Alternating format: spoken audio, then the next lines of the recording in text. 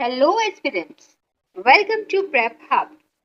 मैं हूं डॉक्टर रितु और आज हम पढ़ेंगे पेनिनसुलर प्लेटो ऑफ इंडिया यानी प्रायद्वीपीय पठार का part 2। So let us start.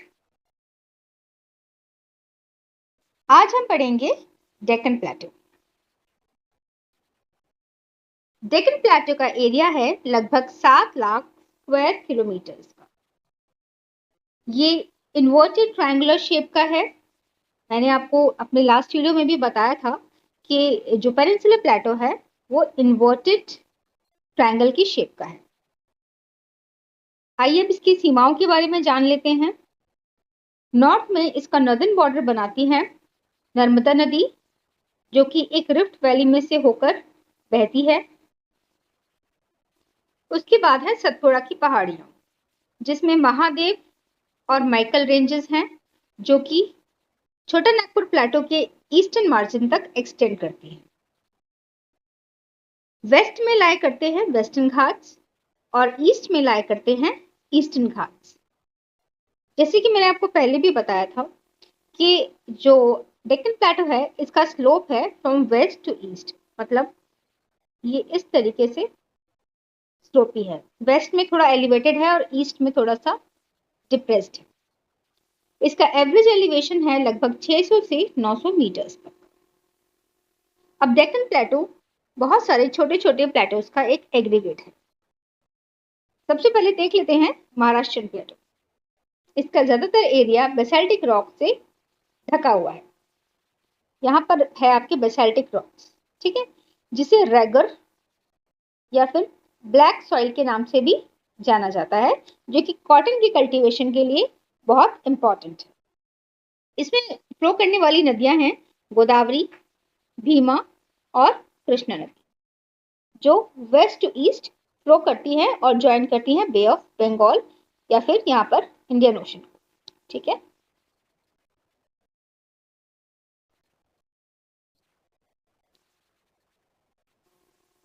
जैसे कि मैंने आपको बताया कि डेक्कन प्लेटो बेसाल्टिक रॉक से कवर्ड है, तो आप लोग जानते होंगे कि basaltic rock basically lava flow की वजह से बनता है। अब ये सोचने वाली बात है कि यहाँ पर लावा आया कहाँ से, जबकि इस लैंड पर कोई वोल्केनिक इरप्शन नहीं हुआ। ये बात है करीब 65 मिलियन ईयर्स पहले की, जब मैंने आपको बताया था कि जो इंडियन प्लेट है वो टुवर्ड्स नॉर्थ मूव कर रही थी due to plate tectonic movements. तब रास्ते में यहाँ से जब गुजर रही थी तो मेडागास्कर आइलैंड के पास था एक रीयूनियन हॉटस्पॉट, जहां पर कंटिन्यूअस लावा इरप्शन हो रहा था, ठीक है। तो जब ये यहाँ से गुजरी तो काफी टाइम तक यहाँ पर रुकी रही, काफी मिलियन ईयर्स तक। और जो भी वीक पॉइंट्स थे इस प्लेट के, जैसे कि यहाँ पर वीक पॉइंट्स थे, तो यहाँ से लावा इरप्ट होकर वेस्टर्न मार्जिन्स में और थोड़ा सा सेंट्रल पार्ट में भी स्प्रेड हो गया, ठीक है।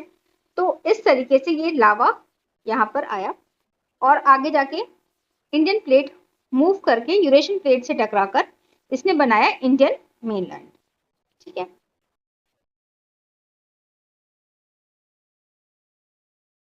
अब आ जाते हैं कर्नाटक और तेलंगाना प्लेटो पर। कर्नाटक प्लेटो को मैसूर प्लेटो का नाम भी दिया गया है। ये लोकेटेड है महाराष्ट्र प्लेटो के जस्ट साउथ में। अभी मैंने आपको महाराष्ट्र प्लेटो के बारे में बताया था, ये और इसके जस्ट साउथ में है कर्नाटक प्लेटो। कर्नाटक प्लेटो में बाबा बुदन की हिल्स लोकेटेड है चिकमंगलूर डिस्ट्रिक्ट, जो कि फेमस है कॉफी प्रोडक्शन और आयरन रिजर्व के लिए। फिर आते हैं तेलंगाना प्लेटो पर। तेलंगाना प्लेटो मेजरली बना हुआ है आर्कियन नीसेस से। इसकी एवरेज एलिवेशन है 500 से 600 मीटर्स। इसमें बहने वाली प्रमुख नदियां हैं गोदावरी, कृष्णा और कनेल। तो आप इन पिक्चर्स में देख सकते हैं, ये है कर्नाटक प्लेटो और कुछ आपको ये यहाँ पे कॉफी की प्लांटेशन दिख रही होगी, ठीक है, लश ग्रीन। और तेलंगाना प्लेटोज भी हैं यही। उसके बाद कुछ वाटरफॉल्स हैं फेमस, जो कि हम आगे अपने आने वाले वीडियोस में पढ़ेंगे। Next is Dandakarni plateau. Dandakarni plateau It includes parts of Chhattisgarh, Odisha, Telangana and Andhra Pradesh. तो ये इन चारों स्टेट्स में फैला हुआ है। दंडकर्णी प्लेटो हिस्टोरिकली बहुत इंपॉर्टेंट है। इसका मेंशन हमें रामायण में भी मिलता है। जब राम, सीता और लक्ष्मण जी वनवास गए थे तो उन्होंने इसी एरिया में, इसी रीजन में अपना वनवास काटा। फिर आ जाते हैं सतपुड़ा रेंज पर। जैसे कि मैंने बताया कि जो डेक्कन प्लेटो है उसका नॉर्दर्न बॉर्डर फॉर्म हुआ है सतपुड़ा रेंज से। तो सतपुड़ा पर्वतमाला 7 पर्वतों की एक श्रृंखला है। ये एक पहाड़ नहीं है बल्कि it is a series of 7 mountains.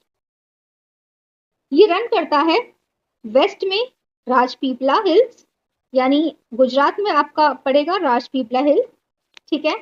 फिर महाराष्ट्र में थोड़ा सा इसका पार्ट आएगा और फिर ये मध्य प्रदेश में लाई करता है और एक्सटेंडेड है छोटा नागपुर प्लेटो के ईस्टर्न बॉर्डर्स।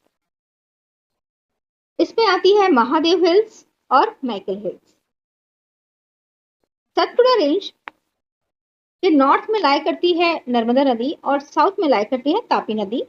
तो ये जो रेंज है वो नर्मदा और तापी नदी के बीच में लोकेटेड है। रेंज की जो हाईएस्ट पीक है वो है धूपगढ़, जो कि है 1350 मीटर की, और पचमढ़ी के पास ये लोकेटेड है महादेव हिल्स में।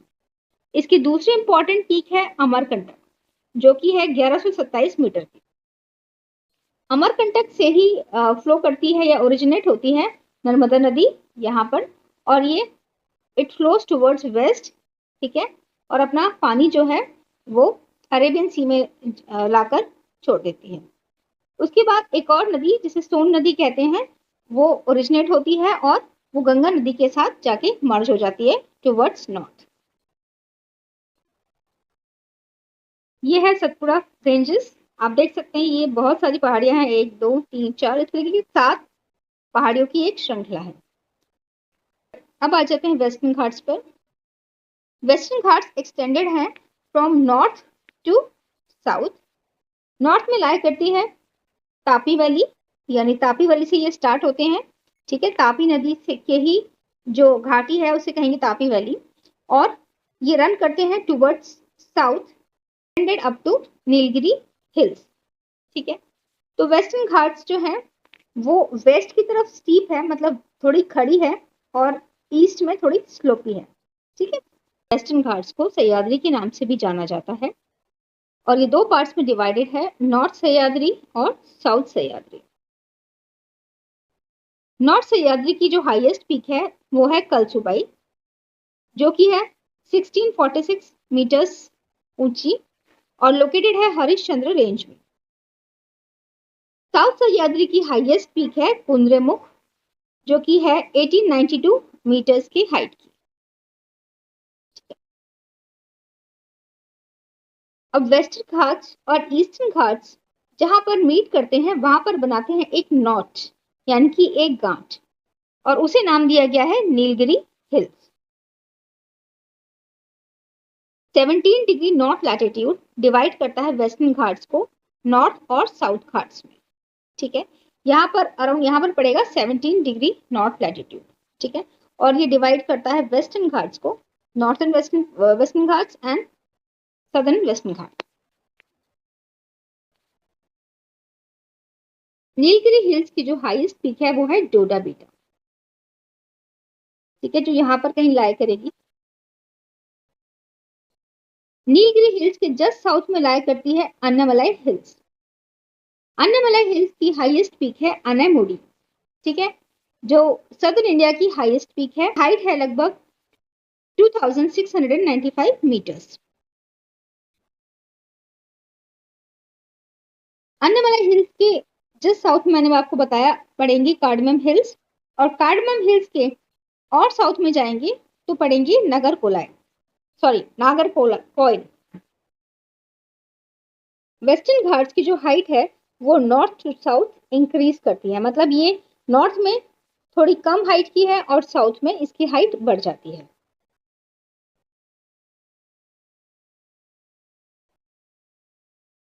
अब वेस्टर्न घाट्स के पासेस देख लेते हैं, यानी दर्रे।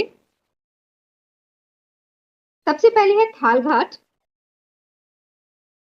जो कि कनेक्ट करता है नासिक को मुंबई से, ठीक है, महाराष्ट्र एरिया। उसके बाद है भोर घाट। भोर घाट कनेक्ट करता है मुंबई को पुणे से। फिर आ जाता है पाल घाट, ये केरला में लोकेटेड है और ये कोची को चेन्नई से जोड़ता है। फिर आता है शेनकोटा गैप। शेनकोटा गैप जो है वो कार्डमम हिल्स और नागरकोइल के बीच में है और ये लिंक करता है तिरुवनंतपुरम को मदुराई से। अब आ जाते हैं ईस्टर्न घाट्स पर। ईस्टर्न घाट्स एक्सटेंड करते हैं नॉर्थ में उड़ीसा से लेकर, मतलब यहाँ पर उड़ीसा से लेकर साउथ में तमिलनाडु, और ये ईस्टर्न कोस्ट के बिल्कुल पैरेलल जाते हैं। ईस्टर्न घाट्स बहुत ज्यादा इरोडेड है और इसी वजह से ये एक डिसकंटिन्यूअस रेंज है, यानी कि जो वेस्टर्न घाट्स हमने पढ़े थे वो कंटिन्यूअस रेंज है, लेकिन ईस्टर्न घाट्स इस तरीके से ब्रेक्स में प्रेजेंट है। इसका रीजन ये है कि जो नदियां वेस्टर्न घाट से ओरिजिनेट होकर फ्लो कर रही हैं टुवर्ड्स ईस्ट, वो इनको बीच बीच में काटते हुए जा रही हैं, जिसकी वजह से यहाँ पर बहुत ज्यादा इरोजन हो गया है और इसमें ब्रेक्स आ गए हैं, ठीक है। ईस्टर्न घाट की जो हाईएस्ट पीक है वो है जेंदागाड़ा, ठीक है, जो विशाखापट्टनम में लोकेटेड है। उसकी हाइट है 1690 मीटर। ईस्टर्न घाट के कुछ इंपॉर्टेंट हिल रेंजेस देख लेते हैं। स्टार्ट करते हैं नल्लामलाई हिल से, ये रहे नल्लामलाई हिल्स। उसके जस्ट साउथ में लाई करते हैं इरामलाई हिल्स और फिर वेलिकोंडा हिल्स, ठीक है। और साउथ में आएंगे तो पड़ेंगे पालकोंडा हिल्स। उसके जस्ट साउथ में है शेवरॉय हिल्स यहाँ पर, ठीक है। और नीचे आ जाएंगे तो आपको देखने मिलेंगे पालनी हिल्स। आइए पेनिनसुलर प्लेटो के कुछ सिग्निफिकेंस देख लेते हैं। पेनिनसुलर प्लेटो मिनरल्स में रिच है। यहाँ पर coal, iron, diamond,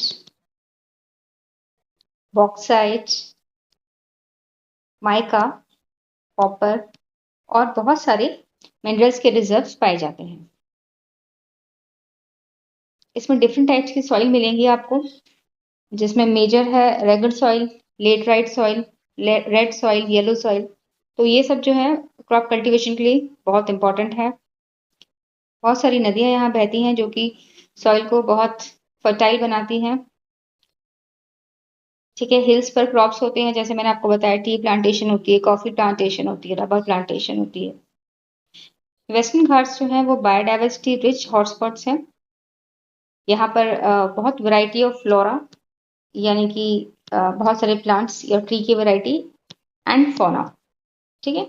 variety of flora and fauna मिलेंगे आपको, मतलब बहुत सारे जीव जंतु जानवर, तो बहुत रिच है बायोडाइवर्सिटी में। This was all about your Deccan Plateau and Peninsular Plateau of India. I hope आपको ये वीडियो समझ आया होगा. So keep watching my videos and keep studying. Thank you so much.